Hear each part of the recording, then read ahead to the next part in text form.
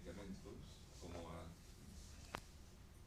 llegado al desarrollo de estas metodologías, y hemos hablado de que la farmacoterapia razonada tiene tres componentes: el manejo y la búsqueda de los criterios de selección, la selección de medicamentos y la farmacoterapia orientada al paciente, que estos dos son los que voy a hablar hoy. Los principios de la farmacoterapia los vamos a ver la próxima semana.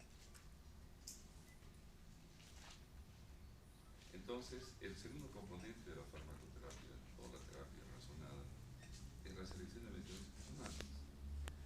Ya les decía que existen muchos principios activos, algunos de similar eficacia y seguridad, y la obligación del médico, de los hospitales o de los servicios de salud es adquirir una selección, una metodología para buscar esos mejores medicamentos para aplicarlos en su práctica clínica. Y obviamente la selección no es una selección al azar, está basada en las mejores evidencias que existen en la medicina. Son 6 pasos que hay que conocer. Los 3 primeros los comparten las dos metodologías. La selección de medicamentos y la farmacoterapia orientada al paciente usan los 3 primeros pasos. Hay que definir el problema. ¿Eso qué significa en términos médicos? Hay que hacer el diagnóstico. Tenemos que partir de un diagnóstico. Tenemos que especificar dónde queremos llevarlo al paciente, con lo que conocemos que existe para tratar esta enfermedad. El inventario de grupos, ojo aquí, que los objetivos terapéuticos no es que lo que se nos ocurra. Los objetivos terapéuticos están descritos en la medicina y son los alcances de la humanidad, lo que hemos logrado para el control de las enfermedades. Hay enfermedades que religiosamente nos curamos, otras detenemos su progresión, etcétera, etcétera. Entonces, eso es lo que hay que aprender. En este problema, ¿qué es lo que se pretende lograr? ¿Y qué grupos efectivos existen para lograr estos objetivos?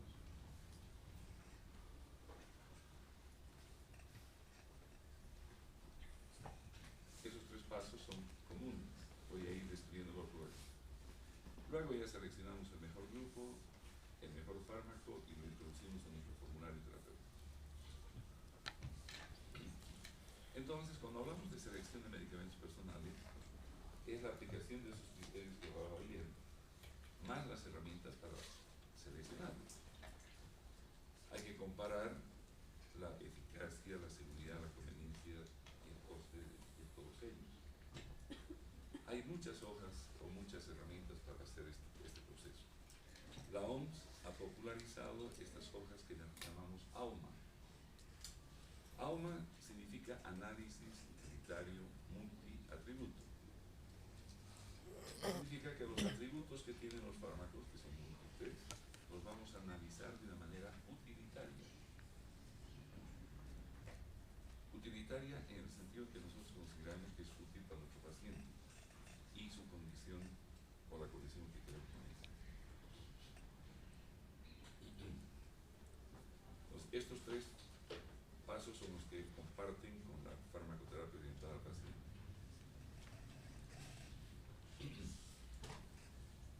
El primer paso, definir el problema.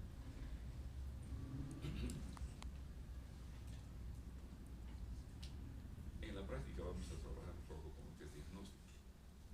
No es tema de la materia, pero toda terapia empieza con diagnóstico. Si no haces diagnóstico, no hay tratamiento. Si te equivocas en el diagnóstico, te equivocas en el tratamiento. O sea, hay una correlación estrecha, se llama el ciclo diagnóstico terapéutico, que vamos a hablar la próxima semana. Cuando escogemos un fármaco, no estamos escogiendo un fármaco para un paciente, estamos escogiendo un fármaco para tratar una patología. Estamos escogiendo, no, imagínense si tuviéramos que hacer este proceso para cada paciente. Escogemos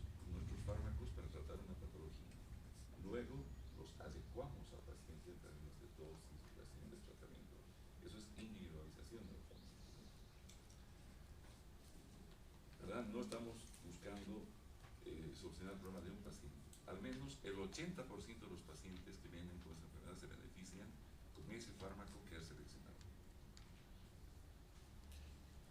Otros vas a requerir otro medicamento porque son intolerantes, tienen contraindicaciones, usan fármacos que no te permiten usar ese medicamento, etcétera, o está embarazada la mujer, o hay insuficiencia renal, hepática, etcétera, que te van a obligar a usar otro medicamento. Pero cuando tienes un medicamento personal para un problema, en el 80% de los casos es factible utilizarlo. Y esa selección va a ser cada vez más factible y más rápida y posible siempre y cuando ustedes conozcan la fisiopatología de la enfermedad. Esta es una relación directa. Van a ver ustedes cuando hablemos de los fármacos y su mecanismo de acción, todos van apuntando a corregir algún proceso de la fisiopatología. Esa fisiopatología es la que condiciona la presencia de síntomas y signos. Entonces, cuando tratamos ese problema, desaparecen los síntomas y los signos del paciente no presentan clínicamente.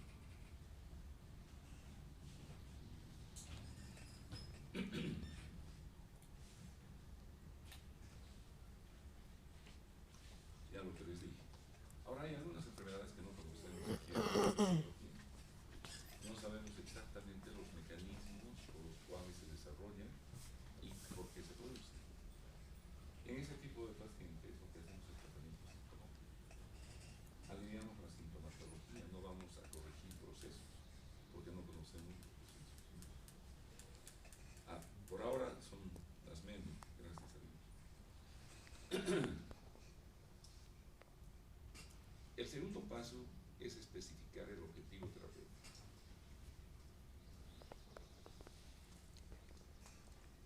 Hay que definirlo exactamente. Para esto, ya ayer les había mencionado las variables que se usan en los estudios. El objetivo debe estar orientado para nosotros como médicos en procesos técnicos, fisiopatológicos.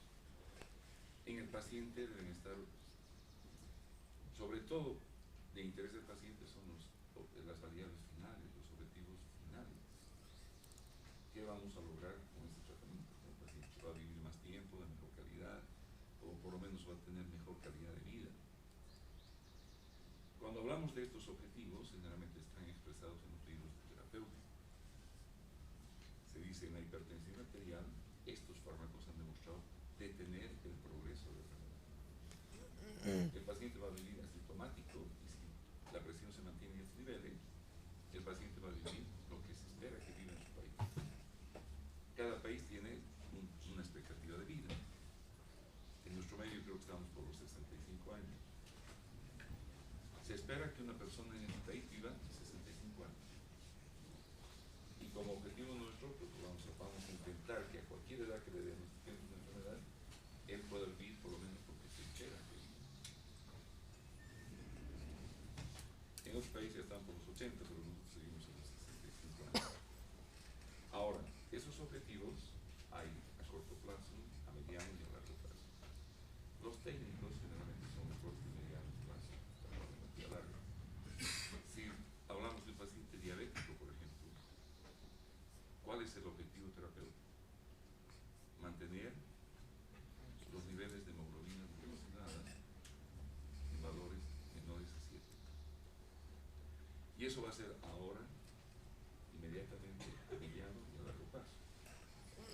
Al paciente no le interesa eso. ¿Qué le interesa al paciente?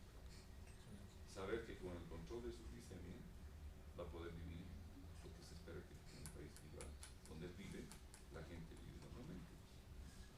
Hasta sus 65 años sin tener complicaciones o tener una vida de mala calidad. ¿Verdad?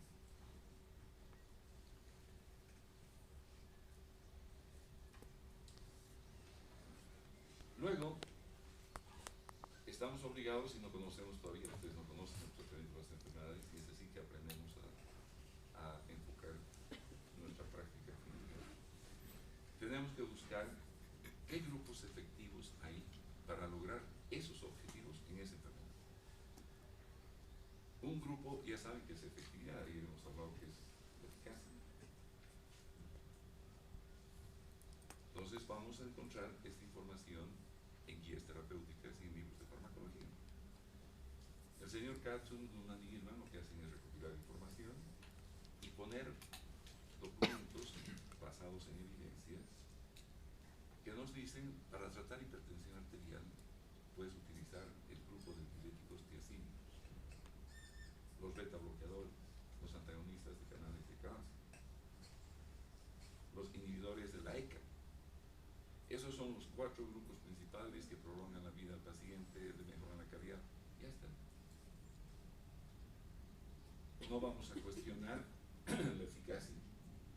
Eso está demostrado con estudios que los libros de farmacología y terapéutica nos ponen ya en consideración.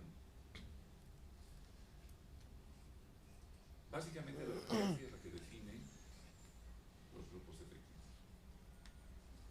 Y por lo general los que están mejor recomendados son los que tienen una muy buena combinación entre eficacia, seguridad, conveniencia y costo.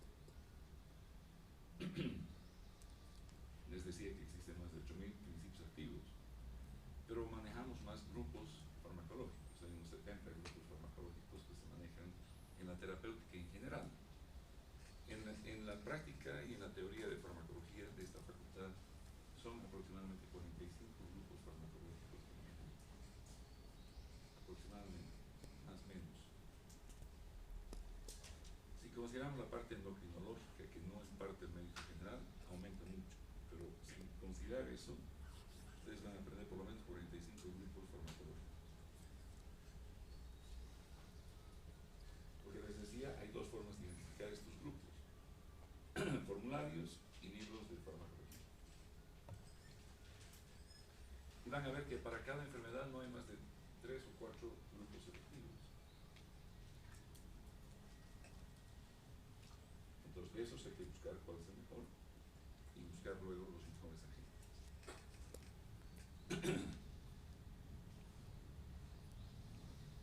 Bien, el cuarto paso, una vez que sabemos qué enfermedad, qué queremos lograr, qué fármacos nos permiten lograr ese objetivo, tenemos que elegir el mejor grupo. Si existen 2, 3, 4 grupos, ¿cuál es el mejor? Entonces vamos a elegir comparando su eficacia, su seguridad y su conveniencia. Cuando se trata de grupos no se usa el costo. ¿Por qué? Porque dentro del mismo grupo, los que componen el grupo tienen diferentes precios. Ayer les mencionaba, por ejemplo, de los inhibidores de la bomba de protones. Y les hacía una comparación de costos. El omeprazol, el más barato. El pantoprazol, el más caro. Pero diferencias enormes. Entonces no puedo decir, a ver, el grupo de los inhibidores de la bomba de protones, ¿cuánto cuestan? Pues cada uno cuesta diferente. Entonces no se puede comparar. Solo se comparan 3. Cuando hablamos de grupo, de 3 de estos criterios, que son eficacia, seguridad y conveniencia. Y usamos la hoja AOMA.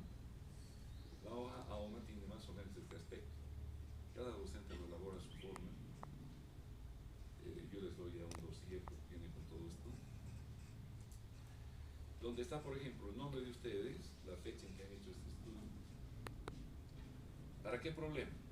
Hipertensión arterial idiopática, estadio 1 y 2. ¿Cuál es tu objetivo terapéutico? Puedes hablar de los objetivos tanto técnicos como finales. Es decir, por ejemplo, mantener una presión arterial sistólica menor a tantos y diastólica menor a tantos.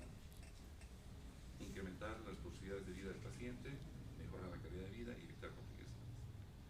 ¿Qué grupos efectivos conoces o has leído que hay para esto? Pones grupo 1, grupo 2, grupo 3, grupo 4. ¿Qué tienes que comparar de estos 4 grupos? La eficacia, la seguridad y la conveniencia. ¿En base a qué? A puntos. Puntos que les vas a dar por la lectura que hagas. Si dice sobre 100, ¿cuánto equivaldría cada uno de estos? A 33.3%, ¿no es cierto? Si fueran preguntas de exámenes, sí sería. Pero resulta que el criterio médico aquí tiene que entrar en juego. ¿Qué será más importante en un tratamiento de por vida a un individuo que le tengo que dar por toda la vida tratamiento? Eficacia. ¿La eficacia, la seguridad o la conveniencia? Conveniencia. Criterio, ¿no? ¿Por qué la conveniencia? Te preguntaría, podemos charlar y yo no te voy a convencer de mis criterios. Pero ustedes tienen que desarrollar eso. ¿Será la eficacia? No, la eficacia está demostrada, son efectivos para bajar la presión arterial, mejorar la vida. ¿Un paciente tolerará efectos adversos durante toda la vida? La conveniencia es la adecuación del producto hacia el paciente, que vengan tabletas, que tenga que tomar una sola vez al día, la mayor parte de lo hace. Creo que la seguridad, a mi criterio, podría ser la que tenga más puntaje. Entonces, de 100, le voy a poner aquí, digamos, 40 o 50. La eficacia 20 y la conveniencia 30. Son los 5. Y sobre estos puntos voy a calificar a cada grupo. ¿Cómo califico la eficacia? Ayer hemos hablado. Y está escrito aquí.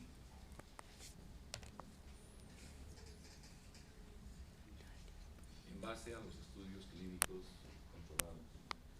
¿Cuántos estudios hay sobre este grupo? ¿Qué posicionamiento terapéutico tiene en las diferentes guías? Voy a ver la guía de México, la guía de Estados Unidos, de Canadá, del Brasil, y voy a ver cómo manejan ellos. ¿En qué grupo están los diuréticos tiazídicos? ¿En qué posicionamiento terapéutico? ¿Son la primera línea? ¿En qué países? Cuanto más países los hayan elegido como primera línea de tratamiento, más puntos le voy a dar a esto. Sobre estos 30 que he puesto aquí, o 20. Y así voy calificando a cada uno y voy sumando los puntajes. El que mayor puntos tenga, ese es el mejor grupo. ¿Por qué? Porque tiene más estudios, mejor posicionamiento, menos efectos adversos e interacciones, menos contraindicaciones y precauciones que tomar.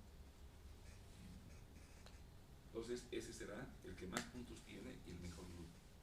Luego el segundo, el tercero, dependiendo de los puntos, cuál será el primero, el segundo, el tercero, depende de la suma de puntos. En Europa usan cruces. Un tiempo hemos tratado de usar cruces, pero no estamos habituados a eso. Ustedes desde el colegio manejan de 0 a 100 y se ubican mejor en eso. Cuando usan cruces, no saben por qué han puesto 3 cruces, 5 cruces. Esta es la primera parte. Estos son los primeros 4 pasos. Generalmente es 1, 2, 3 y el cuarto paso es el trabajar con estas columnas donde existen la eficacia, la seguridad y la conveniencia, y abajo te preguntamos cuál es el primer grupo o el mejor grupo de estos. ¿Verdad? Grupo 1, grupo 2, grupo 3, y comparas estos 3 elementos. El quinto paso es, ese que es el mejor grupo, digamos que sean los diuréticos tiazídicos. Ahora vamos a escoger un diurético tiazídico. De ese que es el mejor grupo, ahora voy a escoger mi medicamento P. ¿Cuántos diuréticos tiazídicos hay en el comercio? No en el libro Katsun, porque muchos de los fármacos no hay en Bolivia. Y si ustedes van a prescribir a un paciente un medicamento que no hay acá, es como no prescribir. No va a ir a Miami a comprarse. Lo primero que tenemos que saber es qué diuréticos tiazídicos hay en el comercio. Y los ponemos. En estos ya vamos a comparar, además, ¿qué cosa? Como familia, por lo general, tienen la misma eficacia. Comparten muchos factores comunes en farmacodinámica, en farmacocinética. O sea, son muy similares químicamente y su mecanismo de acción es casi el mismo. Varían en pequeñas cosas. Y esas variaciones son las que nosotros pretendemos que ustedes busquen. Es lo que acabo de hablar. Y les voy a mostrar directamente la hoja AUM. Estas. Aquí aquí dice seleccione el medicamento personal, el mejor agente. Nos ponemos los agentes que hay, la hidroclorotiazida, todos los agentes que hay en nuestro comercio que son diuréticos tiazida. Y son 4 columnas que tengo que darles valor sobre 5. Entonces, ustedes ya ven, de acuerdo al criterio que tengan, ponen cuánto va a valer cada columna. Y vamos preguntándoles si hay alguna diferencia entre ellos. Ayer les decía que el mejor fármaco es el más estudiado, que tiene más años en comercialización. Entonces, ¿cuántos estudios hay sobre la hidroclorotiazida comparado con los demás? El que más estudios tenga, el que tenga mejor procesamiento, más puntos. Si hay alguno de ellos que produce algún efecto raro que no producen los demás, menos puntos a eso, más puntos a los demás. Si tienen alguna contraindicación especial alguno de ellos, menos puntos. Y al final, el que tenga más puntos, ese es el medicamento que tengo las bases para decir, de ahí en adelante lo uso como primer fármaco cuando veo un paciente hipertenso. Por eso se llama análisis utilitario multiatributo. Son múltiples atributos que analizamos de una manera utilitaria, orientada a un diagnóstico y a un problema.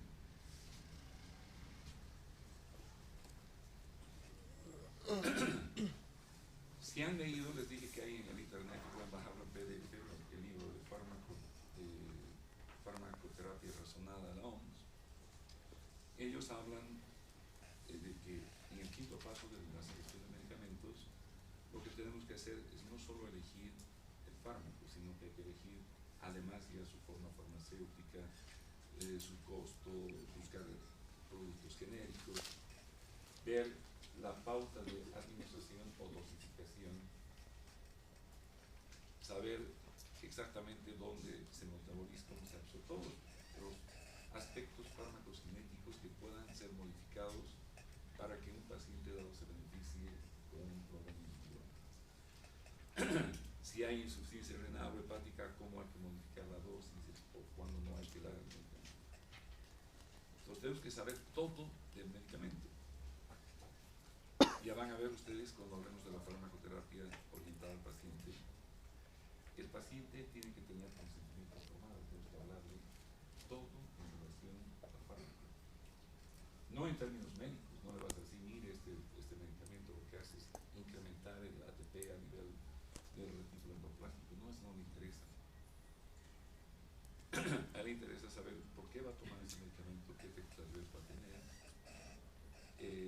qué síntomas y signos van a desaparecer, qué no va a desaparecer, etc. Entonces tenemos que elegir, saber el margen que tengo yo para jugar con la dosis en términos de pacientes diferentes. Niños, embarazadas, adultos, ancianos y pacientes con enfermedades. La duración del tratamiento. Eso tiene que estar claro. Cuando elijo un medicamento, tengo que saber cuánto tiempo se lo usa. En caso de la hipertensión, es de por vida. El paciente te va a decir, y con esto me voy a curar. No, no hay curación para su problema. Vamos a controlar su crecimiento. Y su vida va a depender en cuanto se adhiera al tratamiento y pueda seguir usted el tratamiento hasta que se muera, porque otra cosa. O la misma hipertensión donante. Cuando hay dos fármacos que parecen similares, tienen la misma eficacia, la misma seguridad, la conveniencia y hasta el precio es igual, lo que les decía. Hay que escoger el que ha sido más investigado, que más tiempo esté en el comercio, o que tenga algunas propiedades farmacocinéticas más favorables que hay en todas las presentaciones, que no solo hay por vía oral, sino también se puede usar por vía rectal, inyectable, etc. Eso asegura que en el futuro, si el paciente es operado por algún motivo, vas a poder seguir dándole tratamiento. Y finalmente, hasta el laboratorio.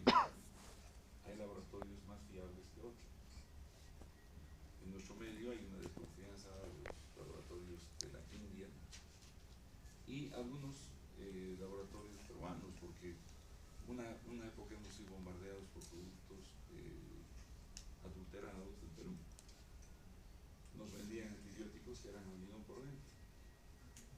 Y mucha gente ha muerto por culpa de esto. Entonces no sabemos cuando tenemos un producto si tiene el principio activo